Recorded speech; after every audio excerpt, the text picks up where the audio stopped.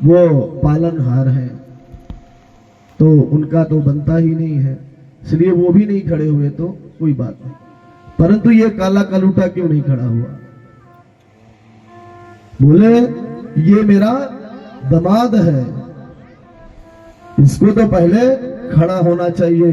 उन्होंने इतनी बुरी गालियां उनको दी, इतना अभद्र शब्दों से उनको संबोधित किया। कहते हैं कि मैंने पिताजी के कहने पर इसका विवाह अपनी पुत्री के साथ कर दिया, वरना मैं करने वाला नहीं था। ऐसे ऐसे अभद्र शब्दों से संबोधित किया कि कहना उचित नहीं। जब यह सारी प्रक्रिया वहां हो रही थी तो भगवान भोलेनाथ के जो गण थे उनसे रहा नहीं गया।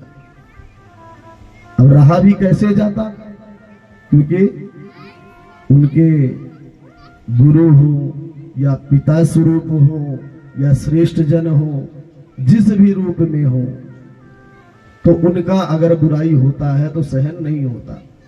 तो उनके तो वहां पे स्वामी है, वो महादेव गणों के स्वामी हैं, उनके श्रेष्ठ हैं, उनका अपमान कैसे सुन सकते हैं। वहां पे दक्ष ने श्राप दिया कि तू ऐसा ही रहेगा, तेरे जो गण हैं सब उल्टा पुल्टा जो मांस मदिरा इत्यादि खाते हैं, सब ऐसे ही अवघड़ रूप रहेंगे, कोई शुद्ध नहीं होगा, सब अपवित्र रहेंगे।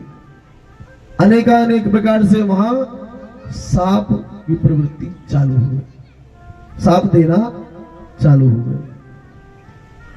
तो इधर भी नहीं रहा जा रहा, इधर भी लड़ाई चालू हो गई। सांप दोनों तरफ से, इधर नंदीश्वर भी और उधर से ऋषिगण जो भी थे, सभी लोग यज्ञ जो चल रहा था वो यज्ञ की जगह सांप यज्ञ प्रारंभ हो गया। भगवान महादेव जब ये सब देखे तो बड़ा क्रोधित हुए। उन्होंने सोचा कि हमारी ससुराल है यहाँ, तो यहाँ बोलना उचित नहीं होगा, इससे अच्छा यही है कि हम पीछे हटके वापस चले जाएं, यही उत्तम होगा। क्योंकि ज्यादा देर तक अगर हम रुके तो ये हमारे जो गण हैं तहस नहस करना चालू कर देंगे और यज्ञ की पूर्ति नहीं होगी। इसलिए वो वापस चले आए। महादेव सभी गणों को लेके अपने कैलाश पर्वत पर आ गए। कहते हैं कि कुछ समय बाद, जैसे समयानुसार व्यतीत हुआ, तो एक बार राजा दक्ष के मन में ये हुआ कि मैं यज्ञ करता हूं और महादेव को नहीं बुलाऊंगा, अर्थात महादेव का अपमान करने के लिए ही वो यज्ञ प्रारंभ किया। विशेष रूप से यही प्रावधान था। कहते हैं कि यज्ञ में सभी देव गण, गंधर्व, ऋषि सभी लोग उसमें उपस्थित हुए, परंतु भगवान महादेव का कोई स्थान वहां नहीं रखा।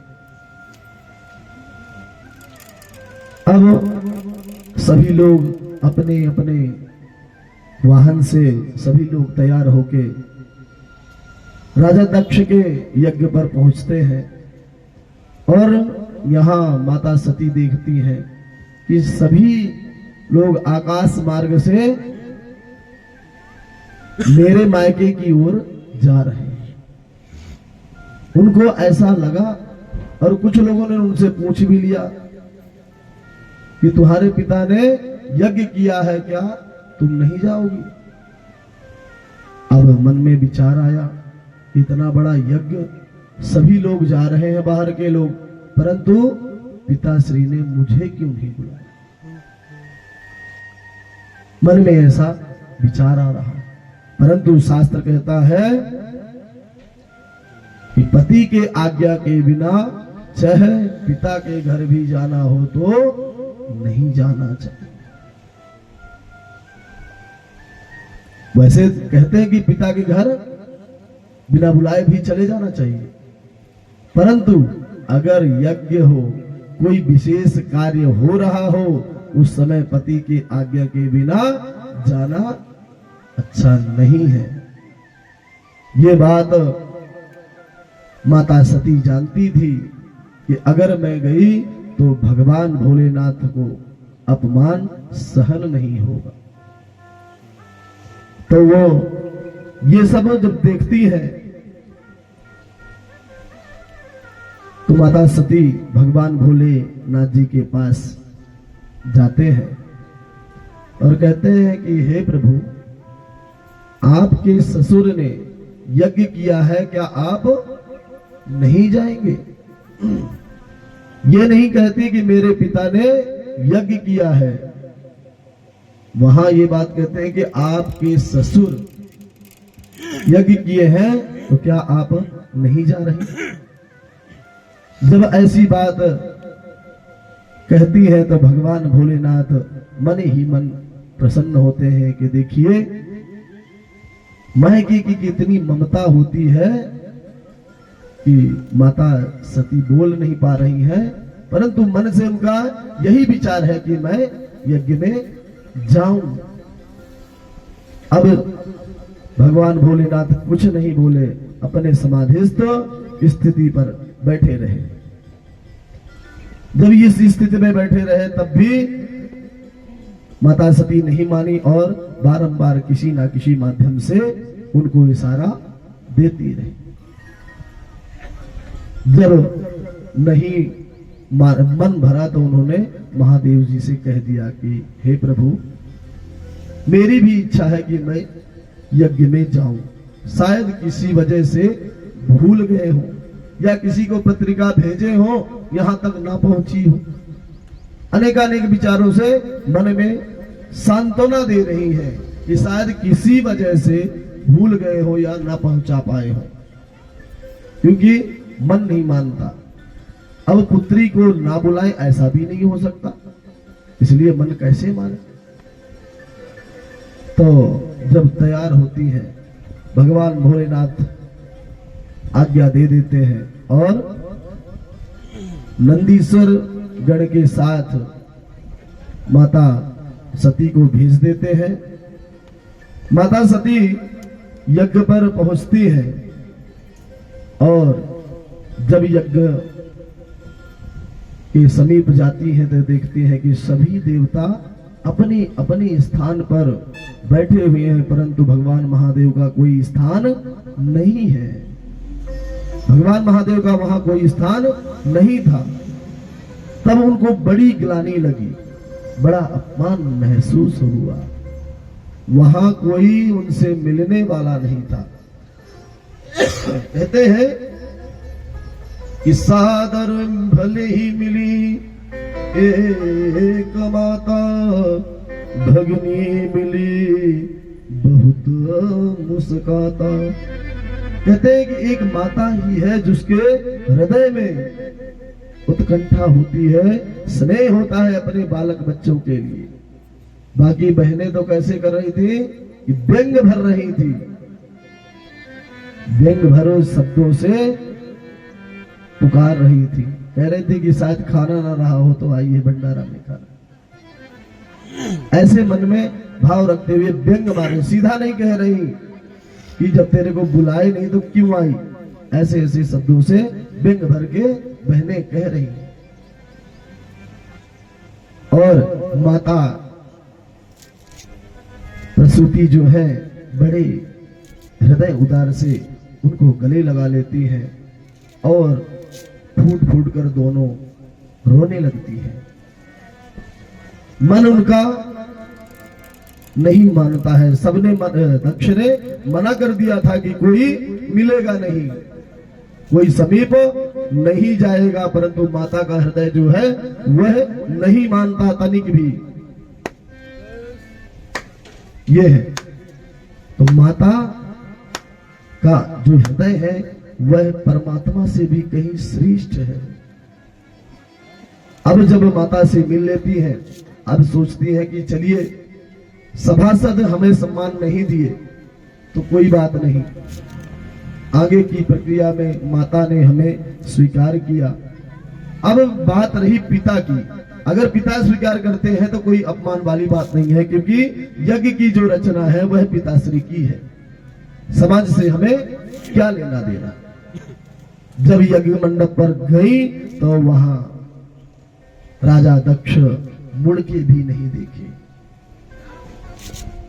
जब उन्होंने नहीं देखा तो उनका जो क्रोधाग्नि है वो सहन नहीं हुआ, तो वहां पे वचनबद्ध होके कहती है कि हरिहर निंदा सुनई जो काना, होई पाप गौ घात समाना। कहते हैं कि जो हरि और हर, हरि मतलब भगवान विष्णु और हर मतलब भगवान भोलेनाथ का जो अपमान सुनता है अपने इन कानों से, तो उनको गौ घात के समान पाप मिलता है। इतनी बड़ी बात कहते हैं तो माता सती ऐसे ऐसे वचनों से सबको कहती है, तो सब शांत और मुक्त होकर यह बात को सुनते हैं। और माता सती से रहा नहीं गया तो वो उसी यज्ञ कुंड में क्रोधाग्नि को प्रकट करके और भस्म हो जाती है, अपने आप को भस्म कर लेती है। यह जो स्थिति हुई ये कनखल में सती कुंड के नाम से प्रसिद्ध है। आप सब जानते होंगे, दक्ष में जाते होंगे तो वहां सती कुंड मंदिर के अंदर ही बनाया है, परंतु वो नहीं है। आगे जाके देश रक्षक एक जगह है वहां पे चौराहा, उसी के आगे थोड़ा सा वहां पे सती कुंड बना, वही कुंड है जहां सती जी ने अपने देह को त्यागा था, परंतु उसी का स्वरूप मंदिर के अंदर भी दिखाया गया कि ऐसे कुंड था। तो कहते हैं कि माता सती कुंड में समाहित हो गई और ये बात भगवान भोलेनाथ को पता चल गई, क्योंकि वो दिव्य दृष्टि से देख ही रहे थे, क्योंकि वो त्रिलोकी नाथ है।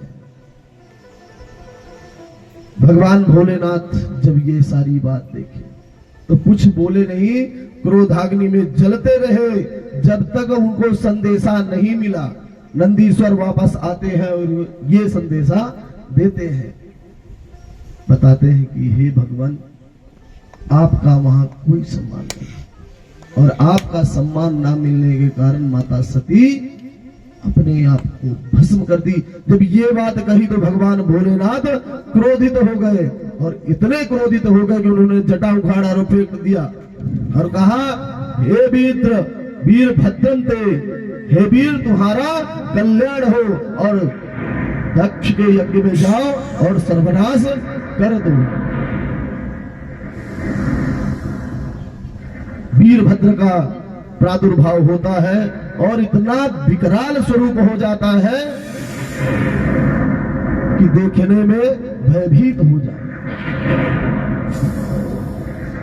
वीरभद्र को भगवान भोलेनाथ कहते हैं कि ए वीर, तुम्हारा कल्याण हो, और दक्ष के यज्ञ में जाओ और विध्वंस कर दो, और वहां से निकल जाते हैं और कहते हैं कि जैसे जैसे पग धरते थे मानो प्रलय हो रहा हो, क्योंकि उनका स्वरूप ही ऐसा था।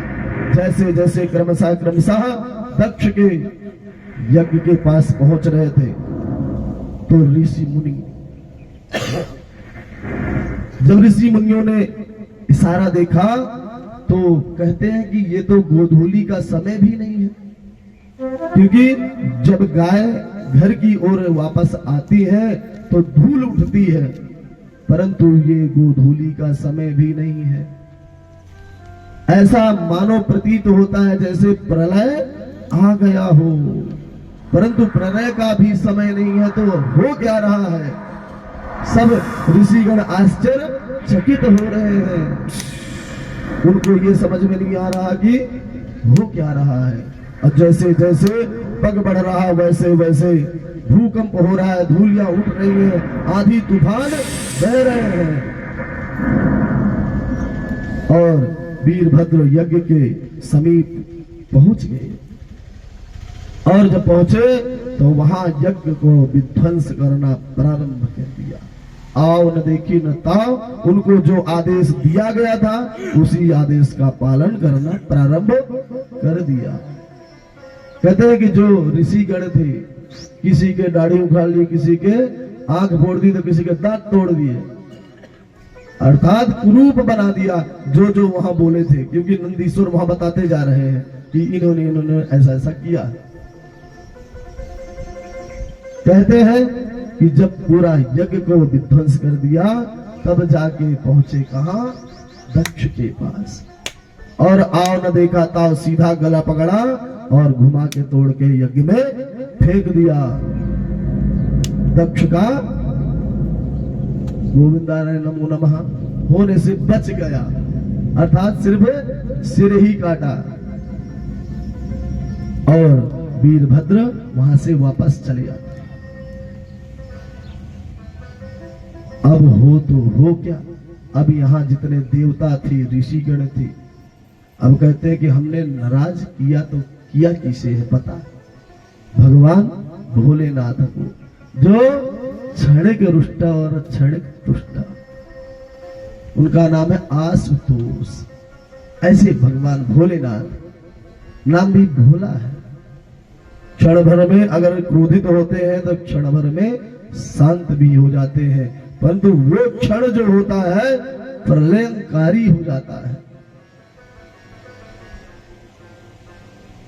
भगवान भोलेनाथ को अगर मनाना चाहे तो बहुत ही सहज है।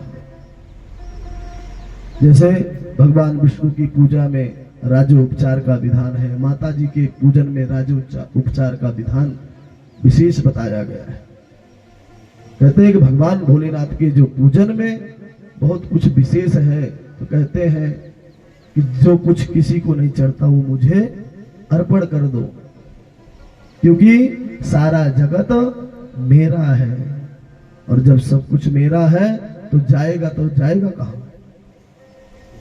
भगवान भोलेनाथ सहज है, परंतु अगर किसी को हम ये समझ लें कि बिल्कुल सहज है, ये गलत बात है। कहते हैं कि करंट की तार होती है, करंट की तार होती है, जब तक उसमें करंट नहीं होता तो लोग कपड़े टंगा के चले जाते हैं। अगर उसी में करंट हो तो क्या करेगा? हालत बिगाड़ देगा। तो ऐसा कभी नहीं सोचना चाहिए कि उनमें पावर नहीं है। अगर भगवान महादेव शांति से बैठे हैं, तपस्या में बैठे हैं, तो ये मत माने कि ये भोले भाले हैं। जैसे ऋषिगण हैं, संत जन हैं, अगर वो समाधिस्थ है या दुनिया संसार से मतलब नहीं रखते हैं, तो ये ना सोचे कि वो ऐसे ही है या डरते हैं। नहीं, वो ये चाहते हैं कि हम प्रपंच में पड़े ना, जितना हो सके उतना साइड में रहे। तो अब सभी देवता और ऋषि गण सब डर रहे हैं, या भगवान भोलेनाथ के समक्ष जाए तो जाए कैसे? अब राजा दक्ष का ये हाल है, सिर कट गया है परंतु धरा अभी उसी तरह जिंदा है। तो कैसे करें? तो ब्रह्मा जी के पास जाते हैं, कहते हैं भैया वहीं चलो, क्योंकि आपस में जो बैठ सकते हैं, बात कर सकते हैं, वही बात कर सकते हैं, हमारी हिम्मत नहीं है। तो ब्रह्मा जी के पास जाते हैं, तो ब्रह्मा जी कहते हैं कि भैया जब आप करते हो उस समय सोचते नहीं कि करना क्या है, अब दौड़े चले जाए। उस समय सोचना चाहिए था ना कि अंतोगत्वा परिणाम क्या होगा। परिणाम का पहले विचार कर लेना चाहिए, तब जाके कोई कार्य करने के लिए तैयार हो। हम सोचते नहीं आगे पीछे और कर जाते हैं, और परिणाम इतना भयंकर हो जाता है कि सहन करना मुश्किल पड़ जाता है। तो ब्रह्मा जी कहते हैं कि भाई जब आए हो तो चलते हैं, क्योंकि भगवान भोलेनाथ इतने क्रोधित हो गए थे। जब उनको ये बात पता चली तो उन्होंने वहां से आए और सती का जो शरीर था उसको लेके पागल की तरह घूम रहे थे। सुध बुध भूल गए थे कि मैं हूं क्या, क्योंकि सती साक्षात जगदम्बा है, कोई साधारण स्त्री नहीं है, वह अजन्मा है। कहते हैं कि वो चाहे जिसके घर में या जहां भी जन्म ले, परंतु वो शिव की है तो है। तो भगवान भोलेनाथ तो अपने आप को भूल चुके थे। उन्हीं सती से 51 पीठ अलग अलग जगहों में हमारे इस भारत भूमि में और कुछ भारत भूमि से परे भी है, जिनमें हम सब बड़ी श्रद्धा और भक्ति भाव से उन शक्तिपीठों का दर्शन करने जाते भी हैं। उन शक्तिपीठों का दर्शन करने मात्र से कल्याण हो जाता है। 10 महाविद्याओं का जो प्रादुर्भाव हुआ उन्हीं शक्तियों से प्रादुर्भाव होता है। तो भगवान भोलेनाथ के पास जब पहुंचे तो उनसे अनुनय विनय करने लगे। जब सभी ऋषिगण और देवतागण और ब्रह्मा जी स्वयं हाथ जोड़ के भगवान भोलेनाथ की प्रार्थना करते हैं कि हे भगवान भोलेनाथ, अगर आप दक्ष के पास नहीं जाएंगे, उसकी रक्षा नहीं करेंगे, तो आपको आशुतोष कैसे कहेंगे? आप कृपा निधान है, क्योंकि कृपा की न होती जो आदत तुम्हारी, तो सुनी ही रहती अदालत तुम्हारी। अगर आप कृपा नहीं करेंगे तो आपके पास कोई नहीं आएगा। चाहे संसार में ही ले ले, चाहे कोई धन का भूखा हो, चाहे कोई ज्ञान का भूखा हो, चाहे कोई भी सामग्री को लेके भूखा हो, तो वो जहां मिलता होगा वहीं जाएगा, अगर नहीं मिलेगा तो नहीं जाएगा। तो इसीलिए कहते हैं हे भगवान, अगर आप क्षमा नहीं करेंगे, क्योंकि क्षमा सबसे बड़ा दान बताया गया है। अगर क्षमा करना आपको नहीं आता है तो आप दानी कहलाने के योग्य नहीं है। क्षमादान महादान के अंतर्गत आता है।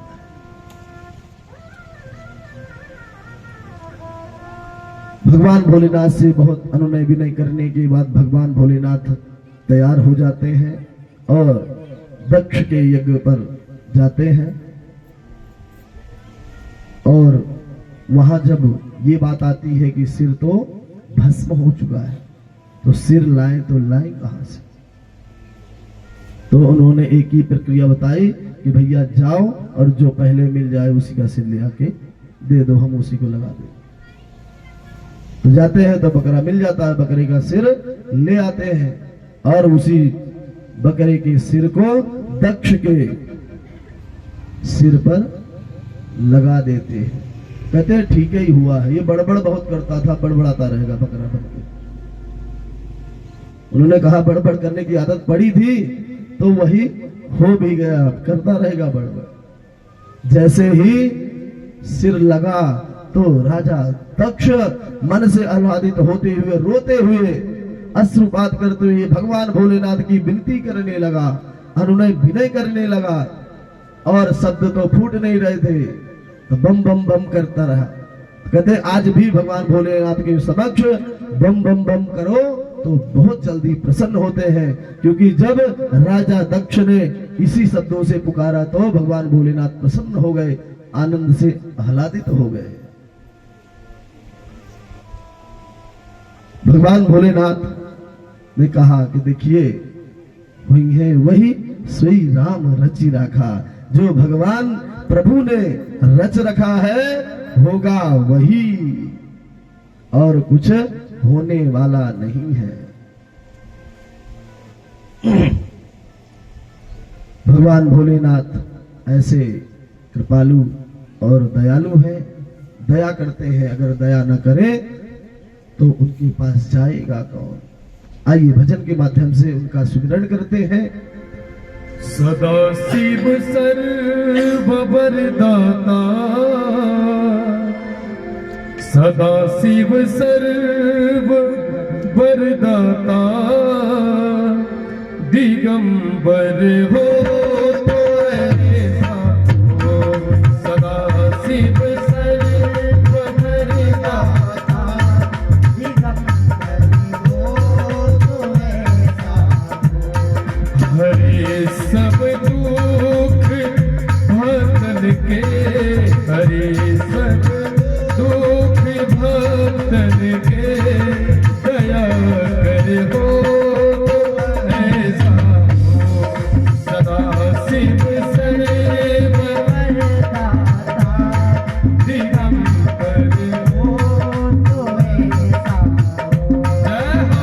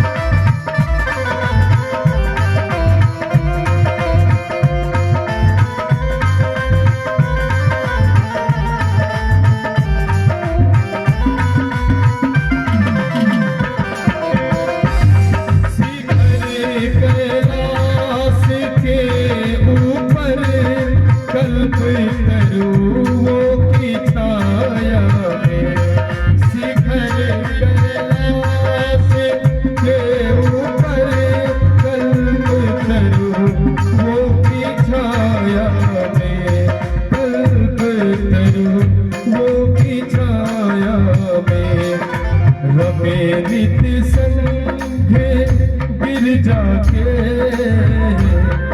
हमें नित संघे गिरजा के, दया कर हो ऐसा, सदा शिव सर्व वरदाता, दिगंबर हो तो ऐसा हो।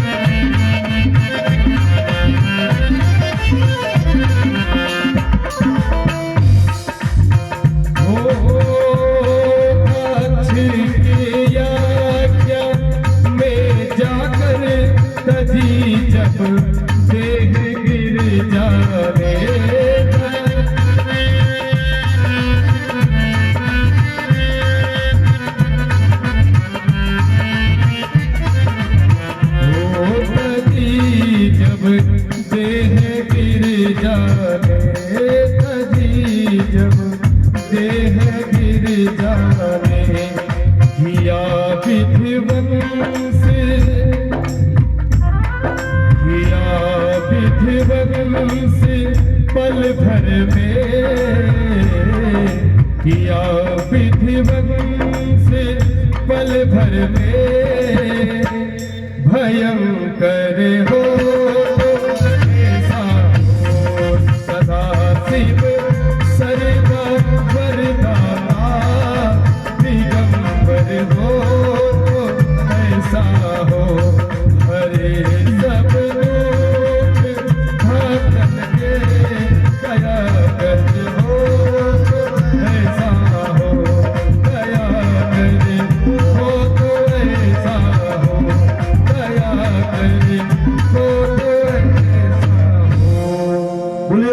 पार्वती महादेव की जय जय। हो। भगवान भोलेनाथ बहुत ही कृपालु और दयालु हैं। कहते हैं कि भगवान भोलेनाथ का स्वरूप कैसा है, तो कर्पूर गौरम करुणावतारम संसार सारम भुजगेन्द्रहारम सदा वसन्तं हृदयारविन्दे सदा वसन्तं हृदयारविन्दे भवे भवानी सहितं नमामि कर्पूर गौरम करुणावतारम संसार सारम भुजगेन्द्रहारम कर्पूर गौरम करुणावतारम संसार सारम भुजगेन्द्रहारम। कहते हैं कि भगवान भोलेनाथ का कर्पूर गौरम। लोग कहते हैं कि भगवान भोलेनाथ कैसे हैं, काले हैं, लेकिन यहाँ कहते हैं कि कपूर की तरह गोरे हैं। कर्पूर गौरम करुणावतारम, करुणा के अवतार हैं। संसार सारम भुजगेंद्र हारम, भुज का माला पहनते, सदा वसंतम कहा हृदयारविंदे, भवम भवानी सहितम नमामि। हम भव और भवानी को दोनों को हृदय में नित्य निवास कराते हुए उनको प्रणाम करते हैं। ऐसे विनती करते हैं कि हमारे हृदय में नित्य निवास करें भगवान भोलेनाथ। कहते हैं कि इसी क्रम में एक वर्णन आता है जिसका कथा में तो नहीं लिया जाता है, परंतु प्रचलित कथाओं में अनुसुईया जी की कथा ली जाती है। कहते हैं कि अनुसुईया जी का उनका नाम अनुसुईया था, परंतु वो पतिव्रता थी, तो उनका नाम सती अनुसुईया हुआ। इतनी पतिव्रता थी कि वो पति उनके यज्ञ अनुष्ठान और तपस्या में लीन हो जाते थे, परंतु वो कहीं हिलती नहीं थी, उनकी सेवा के लिए तत्पर रहती थी। कहते हैं कि एक समय की बात है कि ऋषि तपस्या कर रहे थे, अचानक उनको प्यास लग गई। जब उनको प्यास लगी तो अब सोचे कि हम पानी कैसे प्राप्त करें। तब उन्होंने स्वयं परिश्रम करके जल को प्राप्त किया था। जब जल प्राप्त करने की कोशिश कर रही थी तब मां गंगा प्रसन्न हो गई और बाण गंगा का प्रवाह उन्होंने कर दिया और उसी जल से उन्होंने ऋषि को, अपने पति को जल पिलाया। जब ये प्रक्रिया देखी गई कि संसार में सतीत्व किसके पास है, सबसे श्रेष्ठ पावर सतीत्व का कहां है, तो नारद जी को जब ये पता चला कि पतिव्रता एक ही है, कौन है, तो सती अनुसुईया है। कहते हैं कि जब सती अनुसुईया जी के सतीत्व की परीक्षा लेना चाहते थे तो स्वयं जाके तो नहीं ले सकते थे, परंतु उन्होंने चक्कर चलाया। तो सर्वप्रथम ब्रह्मा जी के यहाँ ब्रह्मणी जी के पास जाते हैं और वहां अपनी माया का जाल फिराते हैं। कहते हैं कि आप इतनी सेवा करती हैं, फिर भी आपका नाम सतीत्व में नहीं है, आपका पतिव्रता में नाम नहीं है, आप दूसरे नंबर में हैं, पहले नंबर में नहीं है। अब उनका माथा टनक गया कि भैया इतनी सेवा हम करते हैं और श्रेष्ठ पद में हम भी हैं, फिर भी जो धरती में रहते हैं वो ऐसा कैसे कर पा रहे हैं। यही बात उन्होंने यहाँ कह के और नारायण जी के यहाँ, नारायणी जी अर्थात रमा जी के पास जाते हैं। यही बात वहां भी कहते हैं और फिर भगवान महादेव जी के यहाँ जाते हैं और यही बात पार्वती जी से भी कहते हैं। अब तीनों मन में विचार कर रहे हैं कि ये कैसे हो सकता है कि सती इतना है कि हम पीछे हो गए, हमारा नंबर बाद में आ गया, पहले प्रथम कैसे हो जाएगी। जब इसकी परीक्षा लगाने के लिए मन में विचार किया तो तीनों मन में गुस्सा धारण करके और बैठ गई। तब उनके जो पतिदेव हैं उन्होंने पूछा कि हे देवी, क्या बात है कि आप शांत शांत बैठे दिख रहे हैं।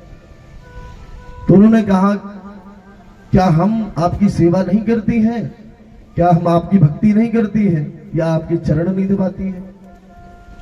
तो उन्होंने कहा कि हे देवी, आप हर तरह से पूजन करती हैं, हर तरह से सेवा करती हैं, हमने कब कहा, अगर हमने कहा हो तो बताइए। कह रहे आपने नहीं कहा, परंतु नारद जी आके बताएं कि पृथ्वी में सती अनुसुईया पतिव्रता नारी है, वो सबसे ज्यादा सेवा करती है पति। तब समझ गए कि भैया नारद जी अगर आए हैं तो कुछ ना कुछ मटिया मेट करके जाएंगे, हमें जीने नहीं देंगे। मन में ये विचार किया तो देखा, बोला कि अब ये देवियां मानने वाली नहीं। किसी तरह बात टालने की कोशिश करी, कहा कि देखिए देवी, आप सब श्रेष्ठ हैं, आप जैसे कोई भक्ति पतियों की नहीं कर सकते, परंतु मानने वाली नहीं है। बोले नहीं, आपको जाना पड़ेगा, आप परीक्षा लेके आइए। तब अब उन्होंने मन में विचार किया कि अब जाना ही पड़ेगा, तो तीनों देव चल देते हैं और जब सती अनुसुईया के दरबार पर पहुंचते हैं तो भिक्षाम देही अर्थात साधु का वेश धारण करके भिक्षा मांगते हैं। कहते माता भिक्षाम देही, हे माता भिक्षा दीजिए। माता फल फूल इत्यादि लेके आती हैं और भिक्षा देने के लिए तैयार होती है। तो भगवान ऋषि के स्वरूप में कहते हैं कि देवी हमें फल फूल भिक्षा नहीं चाहिए। तो भैया क्या भिक्षा चाहिए? तो कहते हैं कि हमें दुग्ध पान करना है, वो भी नग्न अवस्था में। जब ये बात कही तो पहले तो सती ने विचार किया, परंतु जब उन्होंने ये मन में धारण किया कि अगर मेरा सतीत्व पवित्र है तो हे भगवान मेरी रक्षा करना, और उन्होंने कमंडल का, जो ऋषि का कमंडल था, उस कमंडल के जल को लिया और उन ऋषियों के ऊपर छिटक दिया और बालक को भवो कह दिया। नन्हे नन्हे छोटे छोटे से बालक हो गए। अब उन्हें कोई दिक्कत नहीं है। और माता सती ने तीनों को दुग्धपान कराया और झूले में डाल के झूला झूला रही हैं। कहते हैं कि सती अनुसुईया ने डाल दियो पालना, वो माता अनुसुईया जी ने डाल दियो पालना। वो झूल रहे तीन देव बन करके लालना, झूल रहे तीन देव बन करके लालना। माता अनुसुईया जी ने डाल दियो पालना, माता झूल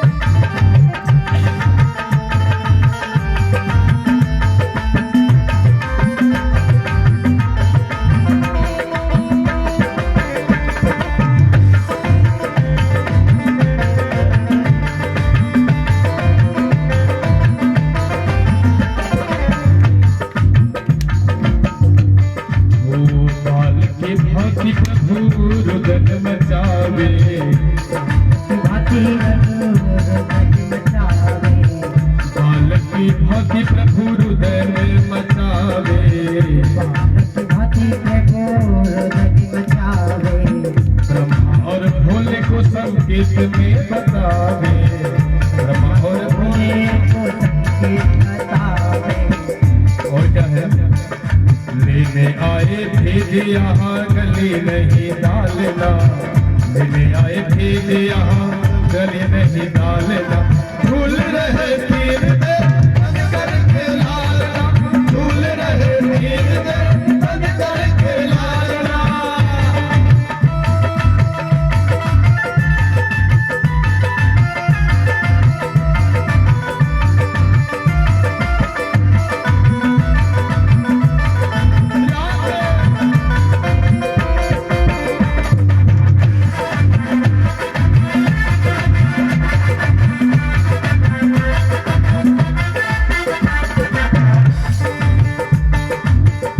देवी दुखी होकर कुटिया पधारी, तीन देवी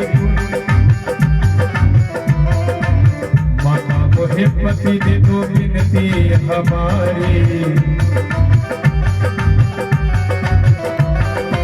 तीन पुत्र तीन बधू आए मोरे आंगना, तीन पति तीन बधू आए मोरे आंगना, झूल रहे तीन दे बंद करके लालना, झूल रहे तीन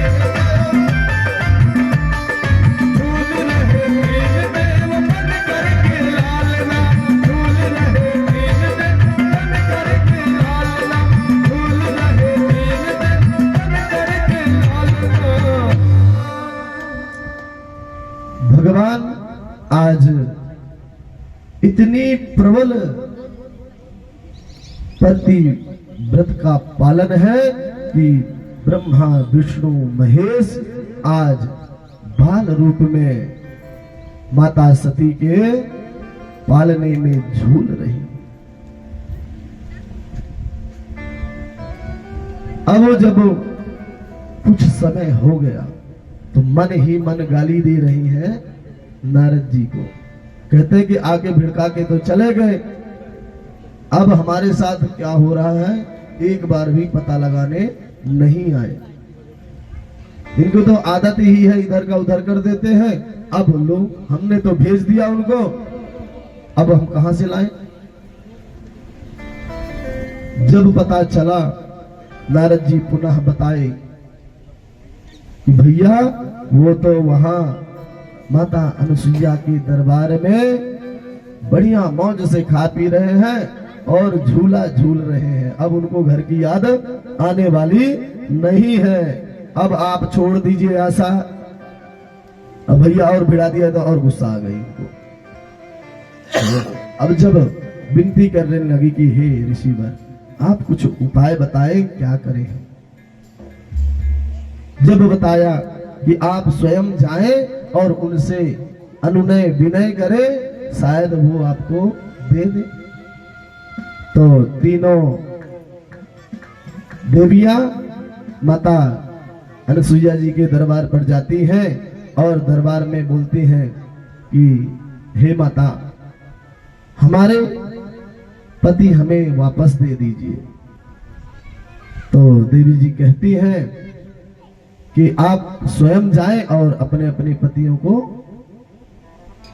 समझ के अपने अपने से जान के चुन लो कि किसके कौन से पति हैं, मैं मना नहीं करती। अब भैया उनके पास जवान अवस्था में थे, आज बाला अवस्था में कैसे जान पाएंगे, कैसे पहचाने। तो देवी जी से हाथ जोड़ के विनती करती हैं कि हे माता आप ही कृपा करें, क्योंकि हम पहचान नहीं पाएंगे, क्योंकि कोई हमारा जेठ भी हो सकता है तो पाप हो जाएगा, देवर होगा तब भी पाप होगा, इसलिए हे देवी आप ही कृपा करें। तो पुनः कमंडल का जल लेके कहती हैं पुनर्भव, जैसे पुनः थे उसी तरह हो जाओ। जब ब्रह्मा विष्णु महेश पूर्व की तरह हो गए, तो तीनों देवियों ने अपने अपने पतियों के समक्ष खड़े हो जाते हैं और भगवान इस सतीत्व से प्रसन्न होकर वरदान देते हैं कि हे देवी, आज हम आपके यहाँ पुत्र के रूप में रहे, परंतु अंश अवतार में आपके यहाँ पुत्र के रूप में अवश्य अवतरित होंगे। तो ब्रह्मा जी चंद्रमा के रूप में और भगवान विष्णु दत्तात्रेय के रूप में, बोलिए दत्तात्रेय भगवान की जय हो। यहाँ पे दत्तात्रेय भगवान का वर्णन हमने पूर्व में सुना था कि 24 अवतारों के अंतर्गत भगवान का अवतार होता है और कहते भगवान भोलेनाथ के रूप में साक्षात रुद्र रूप ही क्रोध को तनिक भी नहीं छोड़ते, ऐसे महान ऋषि दुर्वासा ऋषि का प्रादुर्भाव होता है। कहते हैं कि हम एक एक अंश के रूप में आपके यहाँ जन्म लेंगे और तीनों एक समय आता है तो प्रादुर्भाव उनका होता है, क्योंकि परमात्मा का जन्म नहीं होता, वो अवतरित होते हैं। तो जगत के कल्याण के लिए भगवान अवतार लेते हैं। कहते हैं इसी क्रम में आकुति, देवहूति और प्रसूति का जो वर्णन हमने कहा, इसी क्रम में कहते हैं कि जो मनु और शत्रुपा से 2 पुत्र भी हुए थे, प्रियव्रत और उत्तानपाद। तो उत्तानपाद के जो पुत्र हुए तो ध्रुव और उत्तम, तो 2 पत्नियां थी, 2 उनकी पत्नियां थी।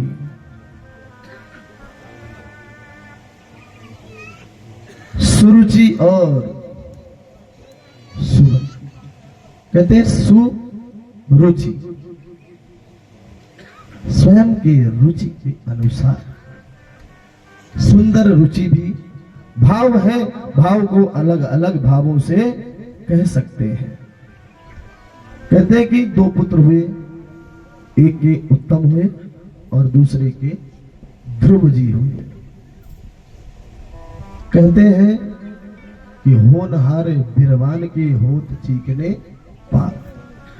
जन्म से उनके रंग दिखने लगते हैं कि ये प्रतापी होगा, गुणी होगा, ज्ञानी होगा या सन्यासी होगा या क्या बनेगा, क्योंकि पेट के अंदर जब पिंड तैयार होता है तो पिंड तैयार होते ही उनके संस्कार बढ़ने लगते हैं। इसीलिए हमारे शास्त्र में 16 संस्कार का विधान बताया गया है। शायद हमारे 16 संस्कार के अंतर्गत 16 संस्कारों का प्रावधान तो बताया है, परंतु करते नहीं है। कहते हैं गर्भाधान संस्कार, पहला क्या है? गर्भाधान संस्कार, पुंसवन संस्कार, जात कर्म संस्कार, फिर नामकरण संस्कार, फिर तत्पश्चात जब निकालते हैं घर से एक बार जाने के लिए करते हैं वो संस्कार, फिर कर्ण वेदन, कान छेदने का जो होता है वो भी संस्कार के अंतर्गत आता है, कर्ण वेद संस्कार, चूड़ा कर्म संस्कार, चूड़ा कर्म अर्थात मुंडन संस्कार, फिर जनेऊ संस्कार, फिर जनेऊ संस्कार आता है, और फिर विद्या आरंभ करने जाने के लिए विद्या आरंभ का संस्कार, फिर जब विद्या समाप्ति हो जाती है तो समावर्तन संस्कार, तत्पश्चात गृहस्थ आश्रम के लिए प्रवेश करने के लिए कहते हैं कि विवाह संस्कार,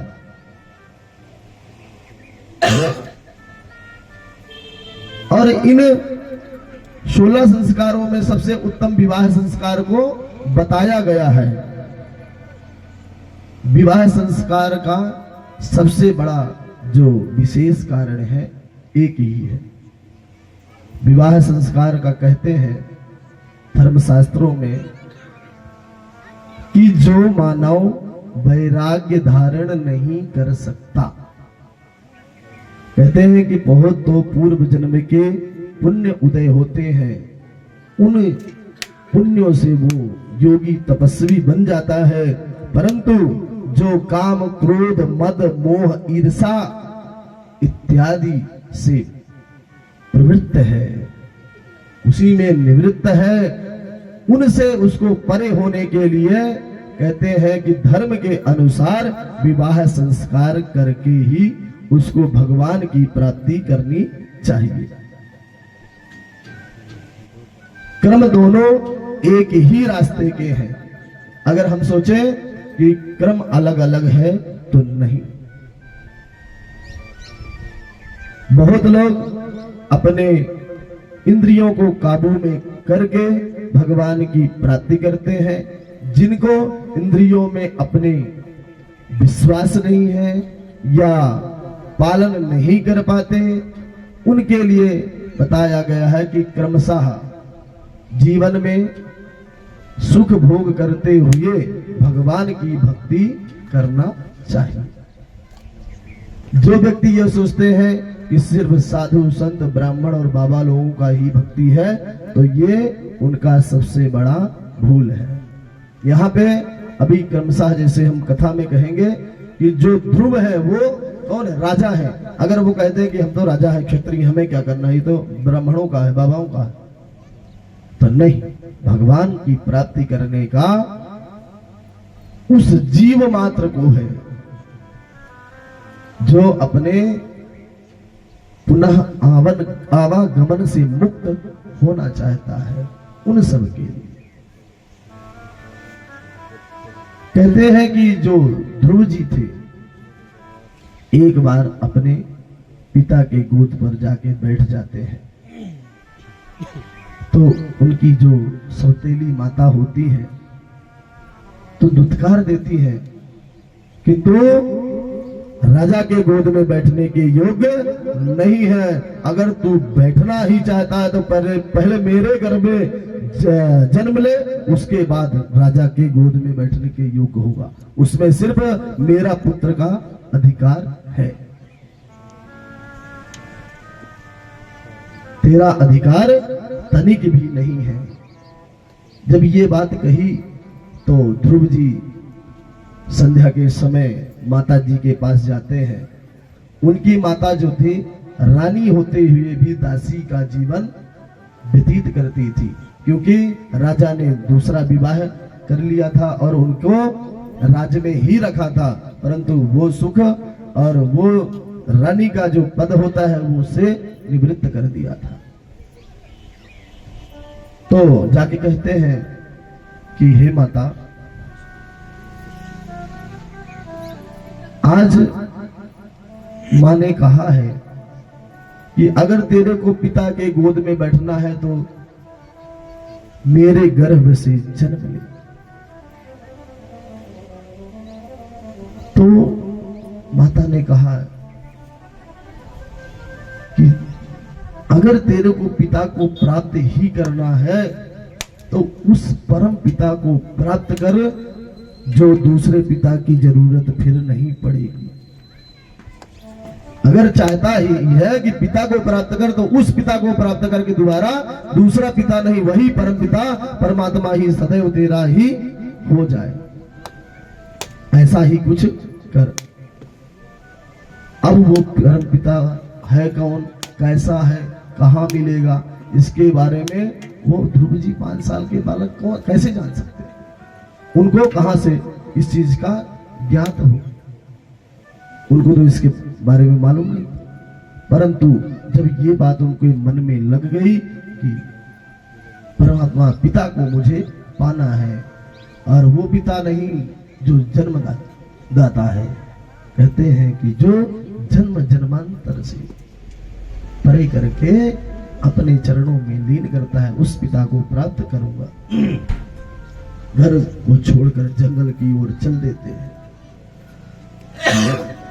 जब जाते हैं तो उनको नारद जी का समागम होता है। नारद जी उनको मिलते हैं। कहते हैं कि जब नारद जी मिलते हैं तो अनेक बातों से रिझाते हैं। कहते हैं कि प्यारे, आप कहाँ जा रहे हो? आपकी तो खाने खेलने के दिन है, आप खिलौना इत्यादि लो और खेलो। जंगल तो ये साधु संतों और वैराग्यों का है, बाबाओं का है। आप तो बालापन में हो, आपको जाने की क्या जरूरत है? बोले नहीं, मुझे उस पिता को प्राप्त करना है, उस परमात्मा को प्राप्त करना है, इसलिए आप मुझे ना रोके। जब बारंबार समझाया कि हे प्यारे, जंगल में बहुत सारे जानवर रहते हैं, सर्प रहते हैं, अनेक प्रकार के दुष्ट प्रवृत्ति के जानवर रहते हैं, तो आपको नुकसान पहुंचा सकते हैं, तो प्यारे मत जाओ। जब इस बात को बारंबार उन्होंने समझाया, फिर भी ध्रुव जी मानने वाले नहीं थे। जब ध्रुव जी नहीं माने तो उन्होंने कर्ण में मंत्र दे दिया। यह जो मंत्र है लोग अधिकतर पुकारते हैं, परंतु यह ब्रह्म मंत्र है, अर्थात भगवान नारायण का मंत्र है। इन मंत्रों को गली गली में जाके पुकारना नहीं चाहिए। तो यही मंत्र देके उन्होंने ध्रुव जी को दीक्षित कर देते हैं कि प्यारे, इसी मंत्र का तुम जाप करना। ओम नारायण नारायण नारायण भज मन नारायण नारायण नारायण भज मन नारायण नारायण नारायण भज मन नारायण हे गोविंद हे गोपाल भज मन नारायण हे गोविंद हे गोपाल भज मन नारायण नारायण नारायण भज मन नारायण हो नारायण नारायण भज मन नारायण भज मन नारायण भज मन नारायण। ध्रुव जी को मंत्र से दीक्षित कर देते हैं और उसी मंत्र को जाप करते हुए और निरंतर जंगल में उन्होंने तपस्या की। कहते हैं कि ध्रुव जी ने क्रमशः अपने जीवन को सजोते हुए भगवान की भक्ति करी। अब जंगल में खाना देने कौन जाएगा, पानी देने कौन जाएगा? तो कहते हैं क्रमशः पहले उन्होंने भोजन त्याग दिया। जंगल गए तो समझ लीजिए भोजन तो त्याग ही दिया। तो कहते हैं कि कुछ समय फल, फिर उसके बाद पत्ते, कुछ समय पत्तों को खा कर उन्होंने तपस्या की। कहते हैं कि उन्होंने ये ठान रखा था कि धीरे धीरे मैं भोजन पानी इत्यादि सब कुछ त्याग दूंगा। कहते हैं कुछ समय बाद उन्होंने भोजन करना बिल्कुल बंद कर दिया, सिर्फ पानी से काम चला रहे हैं। कहते हैं कि 6 महीने तक ऐसी प्रक्रिया की।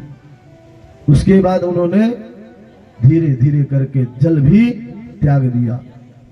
सिर्फ श्वास को पीकर और श्वास को ही खाकर उन्होंने भगवान की भक्ति करी।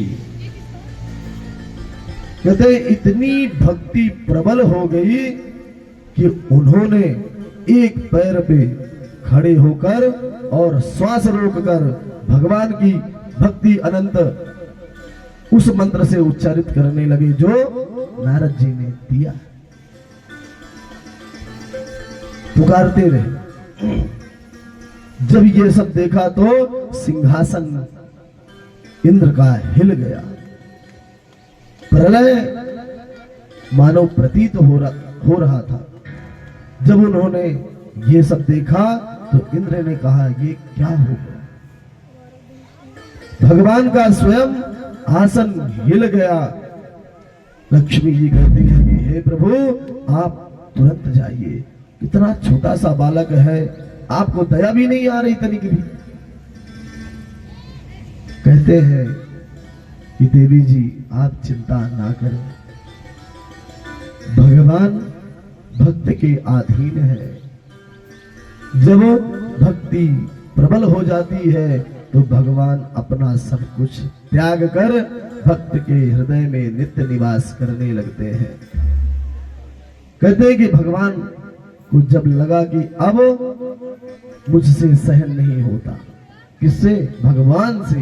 ध्रुव जी को तो सहन हो रहा था, भगवान को इस बात का सहन नहीं हुआ और भगवान अपना निज धाम छोड़ के और आके गले लगा लेते हैं। कहते हैं कि जब भगवान गले लगाते हैं तो वहां पे ध्रुव जी देखते हैं, क्योंकि जब ध्रुव जी भक्ति करने के लिए जंगल गए थे उस समय उन्होंने आंख मूंदा था तो भगवान एक झलक दिखाए थे। क्यों दिखाए थे? ताकि उसको एक लालसा हो जाए, क्योंकि अगर लालसा नहीं देंगे तो मन नहीं लगेगा। इसीलिए उन्होंने एक झलक दिखा दी ताकि भक्ति में उनका मन लग जाए। और ध्रुव जी ने देखा तो ये कहा कि ये तो वही चतुर्भुज स्वरूप भगवान नारायण है। उनके भगवान गोद में उठा लेते हैं, क्योंकि छोटे थे, उन्होंने गोद में लेकर लाड प्यार करने लगते हैं। अब ध्रुव जी विनती करना चाहते हैं, प्रार्थना करना चाहते हैं, परंतु कैसे करें? क्योंकि कंठ नहीं है, क्योंकि बालापन है, बालापन में वो बोल नहीं सकते। तो कहते हैं भगवान की जब कृपा होती है, कैसे? मूकं करोति वाचालं पंगुं लंघयते गिरिं यत कृपा तमोहम वंदे परमानंद माधवम। कहते हैं कि मूकम करोति, गूंगा भी बोलने लगता है। पंगुम लंघयते गिरिं, अगर जो लंगड़ा है वो भी बड़े बड़े पर्वतों को लांघ जाएगा। कब? जब भगवान की कृपा हो जाती है। भगवान की जब कृपा होती है, जैसे ही पांचजन्य शंख का स्पर्श कंठ से कराते हैं तो बोल पड़ते हैं और स्तुति गाने लगते हैं। कहते हैं कि शंख से अगर किसी की आवाज नहीं निकल रही हो तो शंख में जल भर के रखें और डेली उसका पान करें तो आवाज अगर हिचकी आती है या जबान में कोई दिक्कत आती है तो वो साफ हो जाता है। ऐसा शास्त्रों में वर्णित है। कहते हैं कि भगवान का ध्रुव जी बड़े आदर पूर्वक स्तुति गाते हैं, प्रार्थना करते हैं और उनकी जो भक्ति थी उस भक्ति से भगवान बहुत प्रसन्न होते हैं और उन पर कृपा कर देते हैं। कहते हैं कि भगवान जब प्रसन्न हुए तो उन्होंने सिर्फ वरदान के लिए कहा कि हे प्यारे वरदान मांगो। तो जब वरदान मांगने की बारी आती है तो उन्होंने कहा कि हे प्रभु मुझे कुछ नहीं चाहिए, सिर्फ आप चाहिए। जब बारंबार कहते हैं तो कहते हैं कि हे भगवान अगर मुझे देना ही आप चाहते हैं तो ऐसा कुछ दीजिए कि मैं मांगू ही ना कभी, वरदान मांगू ही।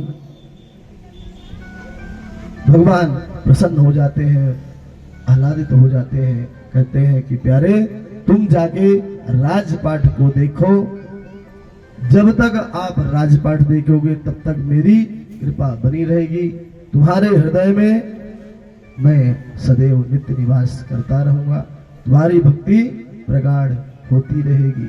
तुम जाके राजपाट देखो। तो जैसे ही वहां उत्तानपाद को पता चलता है कि मेरा बेटा भगवान को प्राप्त कर लिया है, तो भावुक होकर दौड़ रहा। वो प्रेम तो करते थे परंतु पत्नी स्नेह नहीं करने देती थी। तो जैसे ही वहां पहुंचे तो उन्होंने अपनी राजगद्दी छोड़ के ध्रुव जी को बैठा देते हैं। अब वो सम्मान दूसरी माता भी देने लगती है और भाई जो उत्तम था वो भी देता।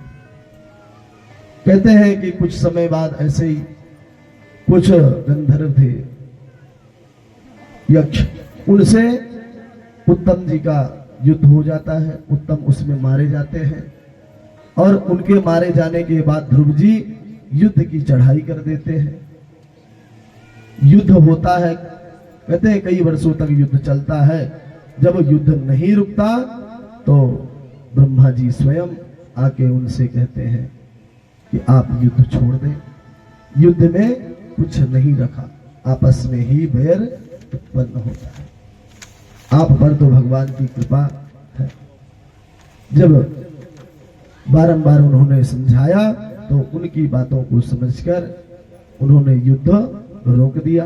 कहते हैं कि कुछ समय तक उन्होंने राजपाट किया। जब समयानुसार काल का प्रभाव हुआ तो काल, उनको जो मृत्यु होता है, मृत्यु को ही काल कहते हैं। कहते हैं कि जब लेने आया तो मृत्यु सब पर सवार होके प्राण खींच के ले जाता है। कहते हैं कि जब मृत्यु आया तो भगवान श्री ध्रुव जी के समक्ष वो चरणों से वंदन करते हुए कहता कि भगवान मैं आपको स्पर्श नहीं कर सकता परंतु आप तो मुझे स्पर्श कर सकते हैं। तो जो क्रमशः परंपरा बनी है कि आया है वो जाएगा, तो चाहे जो भी हो आया है सो जाएगा, राजा रंग फकीर। कहते हैं कि जाना तो सुनिश्चित है परंतु आप मुझ पर कृपा करिए कि मेरे सिर पर पैर रखकर और रथ में आरूढ़ हो जाइए, क्योंकि मैं आपके प्राण खींचने लायक नहीं। जब रथ में आरूढ़ हुए तो उन्हों को स्मरण आया कि पहले हमारी माता के लिए, कहते हैं कि अगर एक पुत्र अगर धार्मिक हो जाए, भगवान से प्रीति कर ले या सन्यास ग्रहण कर ले तो 7 कुल को तार देता है। आजकल अगर कहा जाए तो कह देंगे कि 7 कुल तारे चाहे न तारे परंतु बाबा नहीं बनने दूंगी, संत नहीं बनने दूंगी। क्यों? भले दरूहा बन जाए चलेगा, लेकिन संत और भक्त नहीं बनाना चाहते। ऐसे हाल है समाज के। तो उनकी माता का रथ पहले खड़ा था। कहते हैं कि देखिए ध्यान से, आपकी माता आगे आगे जा रही है, क्योंकि जब आपने इतना किया तो सबसे बड़ी धन्य तो माता है जिन्होंने आपको गर्भ से अपने उत्पन्न किया। धन्य है वो माता जिनके घर में ऐसे ऐसे भक्त उत्पन्न होते हैं। धन्य है वो माँ धन है वो पिता जिनके घर में ऐसे ऐसे योगी तपस्वी होते हैं। कहते हैं कि ध्रुव जी परलोक चले जाते हैं, वैकुंठ प्राप्त हो जाता है। आज भी हम सब ध्रुव तारा के रूप में ध्रुव जी को जानते हैं, क्योंकि उनको उनका जो पद था, जो उनकी मान प्रतिष्ठा थी, उनको प्राप्त कराया गया। तो ध्रुव तारा के रूप में चमकते हैं संसार में आज भी। कहते हैं कि इसी परंपरा में राजा अंग हुए, वो बड़े प्रतापी थे। राजा इन्हीं के परंपरा में राजा बैन हुए। वो ऐसे राजा थे कि किसी को छोड़ने वाले नहीं थे। जहां भी यज्ञ होता था वहां यज्ञ का विध्वंस करना सुनिश्चित था। इतना आतंक उन्होंने फैला रखा था कि क्या बताएं। परंतु इसी तरह कृपा हुई, और कहते हैं कि जो भगवान को जिस रूप में भजता है उन रूप में उनकी कृपा होती है। क्रमशः इसी क्रम में कहते हैं कि राजा पृथु भगवान के ही अवतार है। राजा जो पृथु है 24 अवतार के अंतर्गत आते हैं, तो भगवान का ही स्वरूप है, उन्हीं का अवतार है। राजा पृथु बड़े दानी और प्रतापी थे। उनका एक क्षत्र राज्य चलता था, चक्रवर्ती राजा थे। कहते हैं कि उन्होंने ऐसा यज्ञ किया कि पूरे धरती में कुशोट पाटन की विधि कर दी, अर्थात पूरी धरती में कुशा बिछ गए। ऐसे यज्ञ किए उन्होंने। जब बेन की परंपरा में यज्ञ अनुष्ठान बंद हो गए तो उन्होंने ऐसा किया कि यज्ञ प्रारंभ कर दिए, और तब से आज भी यज्ञ चलते हैं। कहते हैं कि राजा पृथु कुछ समय बाद पृथ्वी पर कुपित होते हैं, क्रोधित होते हैं, तो पृथ्वी क्षमा मांगने लगती है, और राजा पृथु गाय का स्वरूप बनाकर पृथ्वी का दोहन करते हैं। कहते हैं कि जो क्रम है संसार का, कि जो